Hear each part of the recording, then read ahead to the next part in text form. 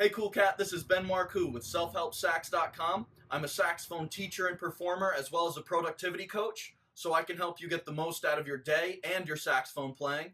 Today we're going to talk about saxophone playing and specifically finger technique. So what is finger technique? The short version is finger technique is how you lift your fingers and press them down on the keys. Lift them from the keys and press them down from the keys. So obviously your hands and arms and body are also important because your fingers are attached to them. So we'll figure all that out, but that's more or less what it is. So our goal for our finger technique is to be really efficient. So we want to be efficient because it makes it easier to play, which means it's more fun to play. We sound better. We can play faster lines. We can get all our hot licks out there. And also it adds less stress and tension to your body, so you avoid pain and injury, which is awesome. So let's now talk about how we go about improving or building good finger technique depending on where you are at in the saxophone spectrum. So the first thing that you need to know is that your whole body should be relaxed. If you have tension, it makes it very hard to play and it makes it dangerous, more likely to get hurt. I actually have a whole stretching routine that I'll talk about in another video, but that will really help you out, having your whole body, hands, arms, neck, limber. That'll really help. And so now, let's just talk about specifically what is efficient finger technique. Efficient finger technique means that you don't expend any extra energy. So I'm going to ask you a question. When you're playing the saxophone and you're picking your finger up off the key, do you need to pick it up just far enough for the key to rise, or do you need to pick it up all the way off the saxophone? Right? Well, the key's not any more open when I do this. So obviously the answer is we want to keep our fingers as close to the keys as possible. Makes sense, right? Smaller motion, more efficient, less energy wasted. And big warning, watch out for your pinkies. They like to go out to lunch on both hands and you'll end up, like the Queen of England or something. So now how are we going to practice this so that we can get used to this kind of uncomfortable feeling of keeping our fingers on the keys? And the answer is actually counterintuitive. A lot of people think you want to play fast and get better at playing fast, so let's practice playing fast. That is not the case. 90% of the time, I would say, you need to practice extremely slow. So that way you have intense focus, you can pay attention, make sure everything is perfect, give your brain a chance to actually build the muscle memory that you need. And then the other 10%, you want to push yourself and really practice playing fast and getting used to it. So I know playing slow is oftentimes boring, but tough. It'll get you the best results, and if you really can't do it, then you can do interval training. Not actual musical intervals, but what I mean by that is do a couple minutes of the really slow, more boring practice, and then switch to the fast practice. You don't have to do all the slow stuff first, followed by all the fast stuff.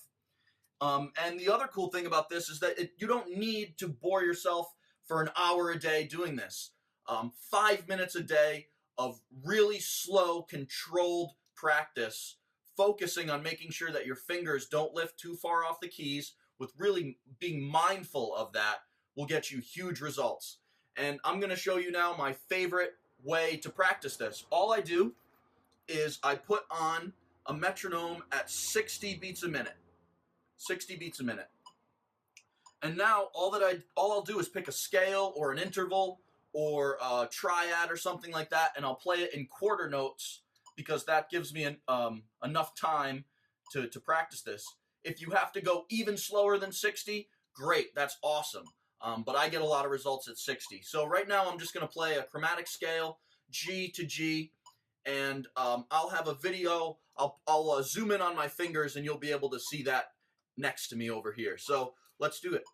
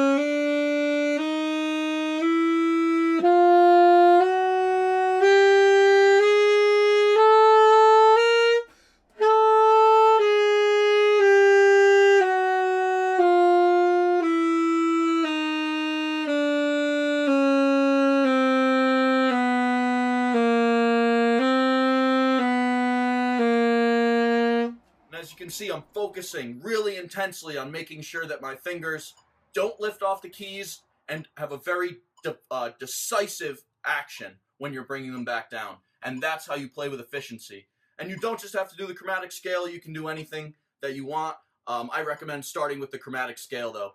So I hope that you got a lot of value out of that, and you can now see the right, or not the right, I don't like to say the right, but you can now see a really efficient way that you can play saxophone, making it more easy and more fun. If you found that valuable, subscribe to the channel. If you're watching this on Facebook, like the SelfHelpSax Facebook page, because I post so much good stuff on there. Leave a comment with any of your questions. Message me with your questions, and I just realized I'm talking to the metronome, so sorry about that. So yeah, leave a comment, leave your questions.